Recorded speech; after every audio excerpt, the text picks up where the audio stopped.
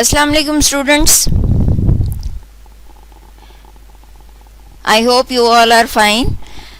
Today we are moving towards our second last lecture, and here I would like to share with you that these two lectures will be consisting or studying the concepts of individual differences, and half types of individual differences I will discuss in lecture 14, and other types we will study in last lecture. Alright, so first of all, moving towards the learning objectives. After taking this lecture, you will be able to study the characteristics of students with mental retardation and techniques of teaching them. Then you will be able to describe characteristics and classification of students with emotional disturbance. You can summarize techniques of teaching aggressive and withdrawn students.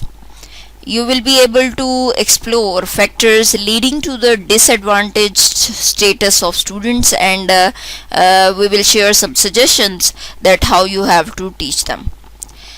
After that, we will discuss students with attention deficit or hyperactivity disorder, and how we have to teach them. This will also we will study. Discuss the characteristics of students with learning disabilities and techniques for teaching them. Describe the ways to identify gifted children, and we will explore that which kind of methods can suit for those students so that they can make their learning more better. Explain how computer can help teaching the exceptional children. So these are the learning objectives. So starting from the definition, basically, so first of all we have to understand that what is the concept of individual differences.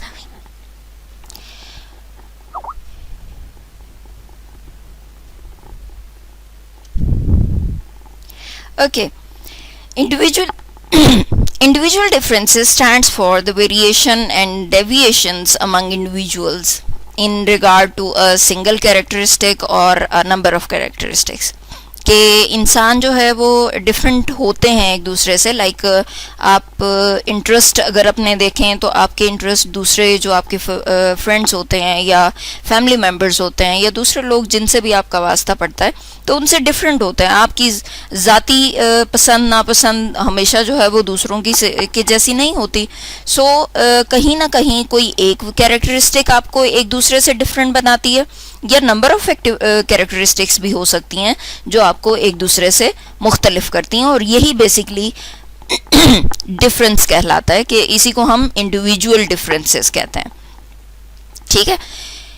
It is stand for those differences which in their totality distinguish one individual from other. ठीक है. Totally ये वो differences होते हैं कि जो आपको unique करते हैं. बेसिकली एक उसी डिफरेंस की वजह से आप या तो ज़्यादा प्रोमिनेंट हो जाते हैं या किसी भी वजह से आप जो है वो पीछे रह जाते हैं, या कोई ऐसी चीज़ होती है जो आपको मुनफरिद करती है दूसरों से. ठीक है. और इनकी जब हम आगे टाइप्स पढ़ेंगे तो आपको मज़ीद क्लियर हो जाएगा कि मैं किस तरह के डिफरेंसेस की बात कर रही हूँ. So we can say that individual differences in the differences among humans that distinguish or separate them from one another and make one as a unique single one, that is called individual differences. के ऐसे differences जो हमें एक दूसरे से अलग करते हैं, एक दूसरे से मुनफरिद बनाते हैं, यही चीज़ें मिलाकर फिर हमारी एक ज़ात को तख्लीक करती हैं, क्योंकि हम जैसे हैं वैसा और कोई नहीं हो सकता. ठीक है. सो ये अल्लाह ताला की कुदरत ही है कि उसने हमें इंसानों को मुख्तलिफ़ किस्म की सलाहियतें दी हैं और हमें मुख्तलिफ बनाया है एक दूसरे से, और यही खूबसूरती भी है कुदरत की. ठीक है. टाइप्स जो हैं वो अगर हम इंडिविजुअल डिफरेंसेस के हवाले से देखें तो वो डिफरेंट हो सकती हैं. अब ये टाइप्स जो हैं वो इंटरेस्ट या एटीट्यूड्स की बेस पर भी हो सकती हैं. लाइक अगर हम देखें तो इंसानों में जो डिफरेंसेस हैं वो उसके इंटरेस्ट की बेस पर भी होते हैं. लाइक आपको कोई ऐसी चीज़ जो है वो पसंद है जो दूसरों को नहीं है, आपकी हॉबीज़ डिफरेंट होती हैं, आप प्रोफेशन जो है वो जिसको चूज़ करना चाहते हैं उसके बारे में आपका जो पॉइंट ऑफ व्यू है वो हो सकता है वो ना हो दूसरों का जैसा कि आप सोचते हैं। ठीक है, अगर आप टीचर बनना चाहते हैं तो ज़रूरी नहीं है कि बाकी सब भी टीचर बनना चाहें। ठीक है, इसी तरह से आप किसी भी सब्जेक्ट को देखते हैं, कोई भी ऑब्जेक्ट देखते हैं, किसी भी चीज़ को देखते हैं तो आप उसको जिस नज़र से और जिस नज़रिए से देखते हैं वो डिफरेंट होता है।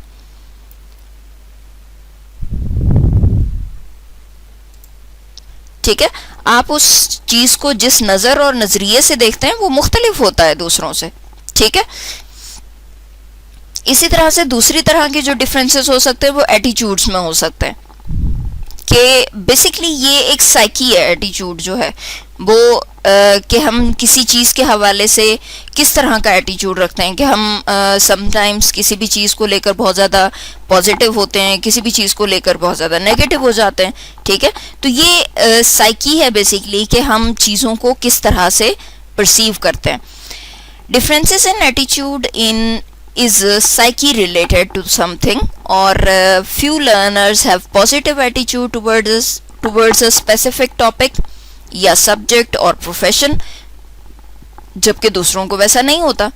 ठीक है, अब फर्ज करें आप यही कोर्स अगर ले रहे हैं, ठीक है, पढ़ा है आपने पूरे सेमेस्टर में, तो कोई एक ऐसा टॉपिक ज़रूर रहा होगा कि जो आपको बहुत अच्छा याद होगा या आपको बहुत अच्छे से समझ आया होगा। तो ज़रूरी नहीं है कि आपकी पूरी क्लास में ही तमाम बच्चों को वही टॉपिक पसंद आया हो। ठीक है ना, तो यही बात है कि आप की परसेप्शंस जो हैं वो हर चीज़ के हवाले से डिफरेंट होती हैं, और ये हमारे एटीट्यूड्स हैं जो हमें एक दूसरे से डिफरेंट बनाते हैं।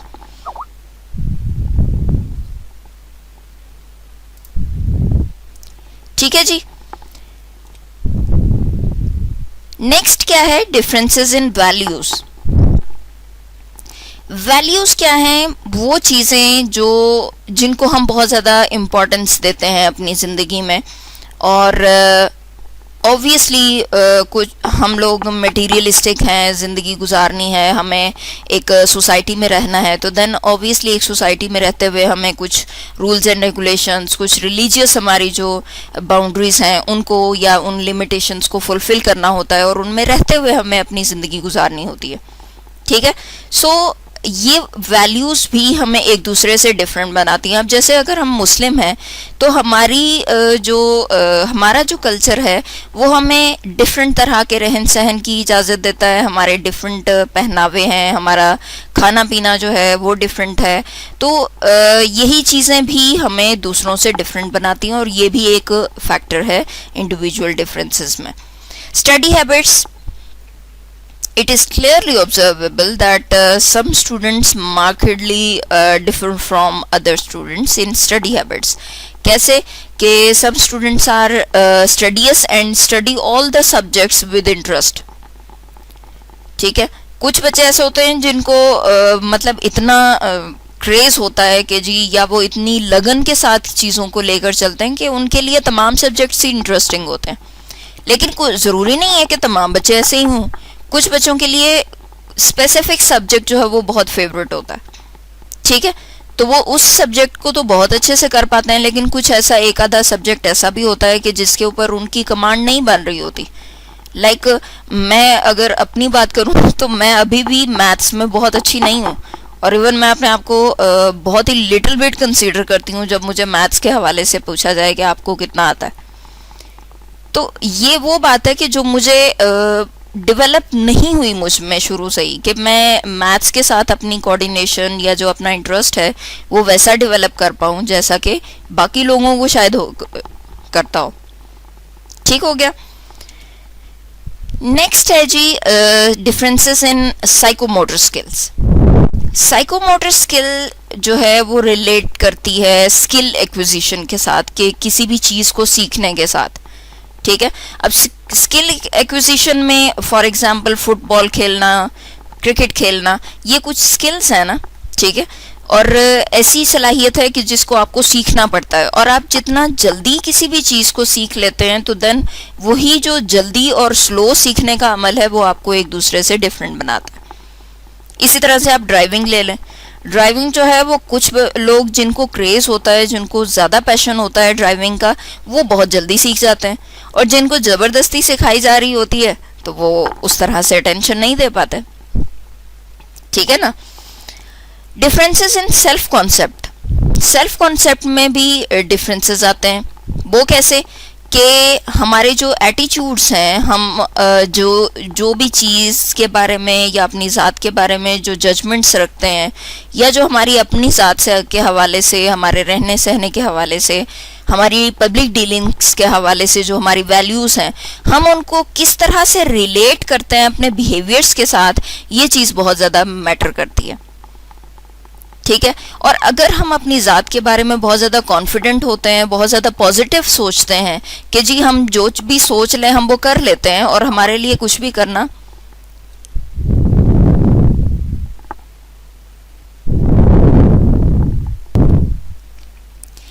ठीक है। अगर हम अपनी ज़ात के बारे में अच्छा और पॉजिटिव कॉन्सेप्ट रखते हैं और अपनी ज़ात को बहुत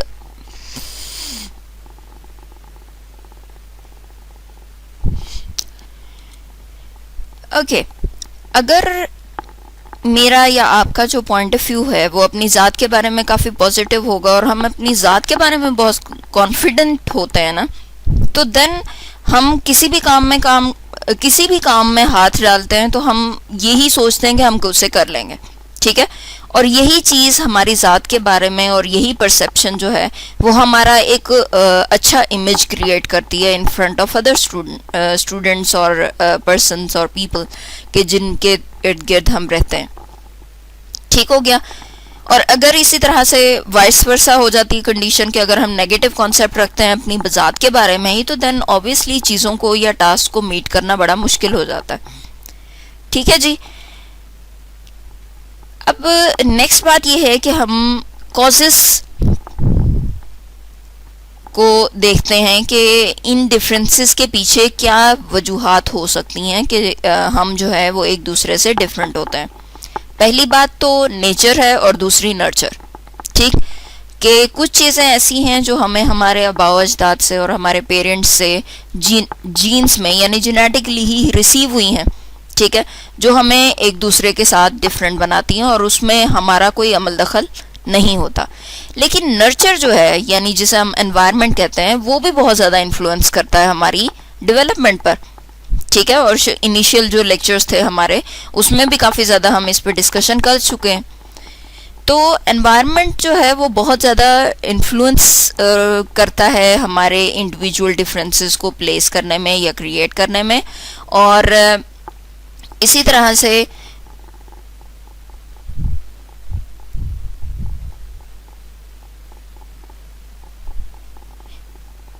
और जितना इंसान जो है वो इंटरनल या एक्सटर्नल एनवायरनमेंट से इन्फ्लुएंस्ड होता है, उतना ही उसकी जो पर्सनालिटी है वो डिफरेंट होती जाती है, या उसका जो और उसमें लाइक आपके जो फ्रेंड्स हैं, पीयर्स हैं आपके, वो बहुत ज़्यादा इन्फ्लुएंस होते हैं। आपका फैमिली सेटअप कैसा है, ये भी बहुत ज़्यादा चीज़ असरअंदाज होती है कि आप का अगर अच्छा और हेल्दी एनवायरनमेंट है घर का, तो आप में कॉन्फिडेंस लेवल जो है वो ज़्यादा एनहांस होता है। और अगर ऐसा नहीं है तो देन उसके भी सर्कमस्टांसेस आपको फेस करना पड़ता है। इकोनॉमिक स्टेटस आपका जो है वो भी आपको बहुत ज़्यादा दूसरों से डिस्टिंग्विश करता है। अगर आप मिडिल क्लास से ताल्लुक़ रखते हैं तो देन ऑब्वियसली आप ज़्यादातर हार्ड वर्क की तरफ फोकस करेंगे। आपको यही टेंशन रहेगी कि जे आपने कोई अच्छी जॉब अचीव करनी है, अपनी तालीम पर तवज्जो देनी है, और अपने जो भी रिक्वायरमेंट्स हैं, जो भी डिमांड्स हैं, जो भी आपकी विशेज़ हैं, उनको पूरा करने के लिए मेहनत करके ही कमाना है। और इसी तरह से अगर एक एलीट क्लास में पैदा होने वाला बच्चा है तो उसे इतनी शायद इस तरह की सोचों से या इस तरह के अमल से ना गुजरना पड़ता हो। ठीक हो गया। It is debatable that whether nature और नर्चर प्ले वाइटल और स्ट्रॉन्गर रोल और नॉट। ठीक है। ये स्टिल अभी कह लें कि डिबेटेबल चीज़ है कि क्या हेरिडिटी का इन्फ्लुएंस ज़्यादा होता है या एनवायरनमेंट का इन्फ्लुएंस इंसान की पर्सनालिटी को डेवलप करने में ज़्यादा होता है। ठीक हो गया। नेक्स्ट आ जाते हैं हम टाइप्स की तरफ के किन किन टाइप्स को हम डिस्कस करेंगे। तो सबसे पहले तो हैं जी गिफ्टेड एंड टैलेंटेड स्टूडेंट्स। ठीक। Gifted and talented children and youth give evidence of high performance capability in such areas as intellectually वो बहुत कह लें कि पीक पर होते हैं. क्रिएटिविटी को देखा जाए तो भी उनमें बहुत ज़्यादा सलाहियत होती है. आर्टिस्टिक और लीडरशिप कैपेसिटी भी उनमें बहुत ज़्यादा होती है. और क्योंकि उनकी इंटेलेक्चुअल एबिलिटीज़ बहुत स्ट्रांगली वर्क कर रही होती हैं, बहुत उनका आईक्यू लेवल बहुत ज़्यादा हाई होता है, तो वो मल्टीटास्किंग और मल्टी एबिलिटीज़ के हामिल होते हैं. ठीक है.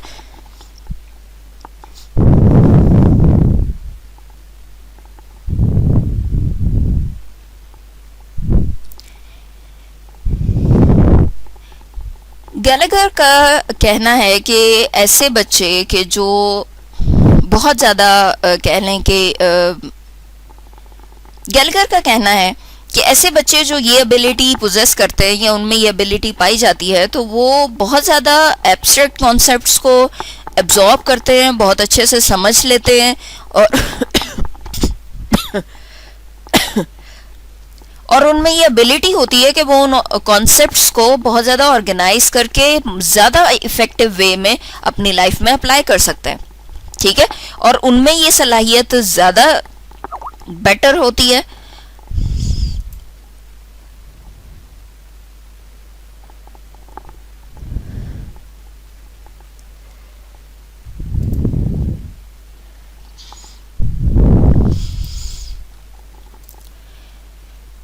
और उनमें ये सलाहियत ज़्यादा बेहतर होती है एज कम्पेयर टू एवरेज जो स्टूडेंट्स होते हैं उनमें.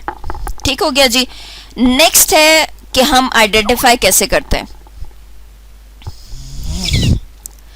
नेक्स्ट बात यह है कि हम उनको आइडेंटिफाई कैसे करते हैं.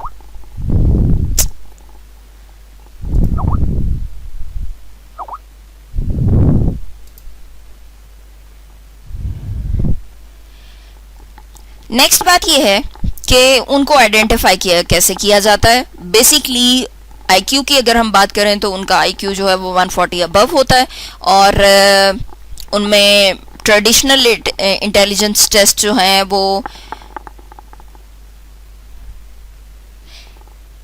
लेकिन as traditional intelligence tests do not measure divergent and creative thinking besides IQ, such characteristics as superior performance on achievement and attitude test, high level of motivation and evidence of creativity as measured by the creativity test, and leadership ability as evidenced by the observation are also used for identification purpose. ठीक है. कहने का मतलब ये है कि सिर्फ और सिर्फ हम ट्रेडिशनल आईक्यू बेस्ड टेस्ट की बेस पर हम उनकी जो गिफ्टेडनेस है या जो उनका हाई इंटेलेक्चुअल लेवल है उसको मेजर नहीं करते, बल्कि उनके एटीट्यूड अचीवमेंट को मेजर करने के लिए, उनके एप्टीट्यूड को मेजर करने के लिए भी टेस्ट लिए जाते हैं. और इसी तरह से उनकी लीडरशिप स्किल्स को भी या उनकी एबिलिटीज़ को भी मेजर करने के लिए डिफरेंट तरह की ऑब्जर्वेशंस से गुजारा जाता है या उनको ऑब्जर्व किया जाता है. देन ही ये फाइनलाइज किया जाता है कि दे आर गिफ्टेड और टैलेंटेड स्टूडेंट्स. ठीक हो गया. आइडेंटिफाई कैसे कर सकते हैं कि कुछ की फैक्टर्स हैं जिनको बेस बनाकर या वो कैरेक्टरिस्टिक्स के जिनको बेस बनाकर हम ये कह सकते हैं कि they are gifted students. Who learn easily and rapidly, who use a lot of common sense and practical knowledge, who retain easily and what has been heard, or who know more about many things than other children, who use a large number of words easily and accurately. Or gifted students must recognize relationships and meanings, who are alert, keen observers and respond quickly, यानी proactive होते हैं बहुत ज़्यादा, who are persistent and highly motivated on some tasks. मतलब एक consistency के साथ वो चलते रहते हैं. ये नहीं होता कि टास्क अचीव हुआ नहीं है और वो पहले से ही हिम्मत हार के बैठ जाए. Who are creative have often unusual ideas and they are making more interesting connections as compare to other students. ठीक हो गया जी. नेक्स्ट बात यह है कि अब उनको पढ़ाया कैसे जाए क्योंकि उनको डील करना is quite difficult for the teachers.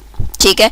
और सबसे अहम बात जो ये है वो ये है कि आपको उनके लेवल को समझते हुए उनको इस तरह की एक्टिविटीज़ में इंगेज करना है या उनसे ऐसे काम लेना है कि उनकी स्किल ज़्यादा पॉलिश होना के डिमोलिश होना शुरू हो जाए। ठीक है जी। तो एजुकेटर्स को क्या करना चाहिए उसके लिए ये है कि फर्स्ट फॉर्म ऑफ एक्सेलरेशन है कि आप क्विकली किसी भी एक क्लास में से गुजार के आप उसको जो है वो पर्टिकुलर सब्जेक्ट्स की कह लें कि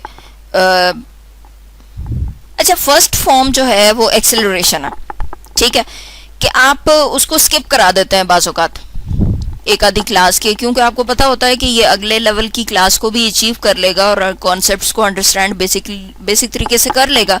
तो देन हम क्या करते हैं कि स्किप करा के उसको अगले लेवल में भेज देते हैं ताकि उसका जो आईक्यू लेवल है वो उस लेवल के साथ मैच कर जाए और उसको थोड़ा सा टफ टाइम दे। जब वो चीज़ टफ टाइम देगी तो वो और ज़्यादा अपनी एबिलिटीज़ को या मेंटल एबिलिटीज़ को यूज़ करेगा और कॉन्सेप्ट्स को समझने के लिए तगो-दो करेगा।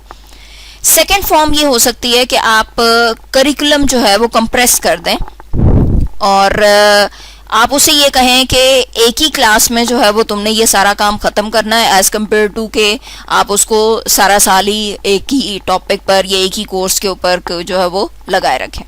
ठीक है। थर्ड वे ये हो सकता है कि आप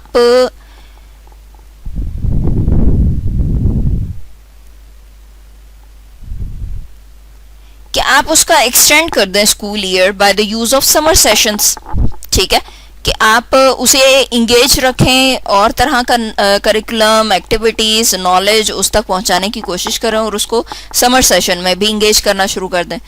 fourth way is to allow the gifted to take college courses while still in high school. ठीक है ये एक अच्छी जो है वो स्ट्रेटजी हो सकती है for gifted students. Another method जो है वो एनरिचमेंट का है। पहले जो हम बात कर रहे थे वो एक्सेलरेशन के थे और एनरिचमेंट क्या है कि गिविंग देम एडिशनल और मोर सोफिस्टिकेटेड थॉट प्रोवोकिंग वर्क। ठीक है कि आप उनको उनके एज फेलो तक ही रखें लेकिन आप उनको काम ऐसे देते हैं या असाइनमेंट्स ऐसी देते हैं कि जो उनकी मेंटल एबिलिटीज़ को ज़्यादा अच्छे तरीके से यूटिलाइज करती हैं। ठीक है। एनरिचमेंट जो है वो हॉरिजॉन्टल हो सकती है और वर्टिकल हो सकती है। हॉरिजॉन्टल कैसे कि giving more material at the same level of difficulty. ये वर्टिकल लेवल ये हो सकता है कि जो डिफिकल्टी लेवल है वो हाई होता जाए और एडवांस वर्क देना शुरू कर दें और जनरल टाइप जो है वो सेम रहे। ठीक है कि डिफिकल्टी लेवल जो है वो आप उसका बढ़ाते जाए। इसके अलावा हमें इनकरेज करना चाहिए कि वो ज़्यादा से ज़्यादा रीडिंग और राइटिंग पर जो है वो ध्यान दें, टाइम स्पेंड करें और बुक्स राइटिंग उनके रिव्यूज़ पर्सनल रिएक्शंस या समरीज लिखने की तरफ उनको ज़्यादा से ज़्यादा फोकस करवाएं कि ये वो एक्टिविटीज़ हैं जिनमें उनको ज़्यादा से ज़्यादा इंटेलेक्चुअल एबिलिटीज़ और मेंटल एबिलिटीज़ को यूज़ करके अपना जो परसेप्शन है वो देना होता है।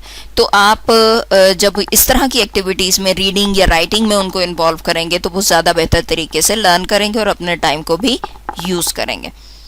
ठीक हो गया जी।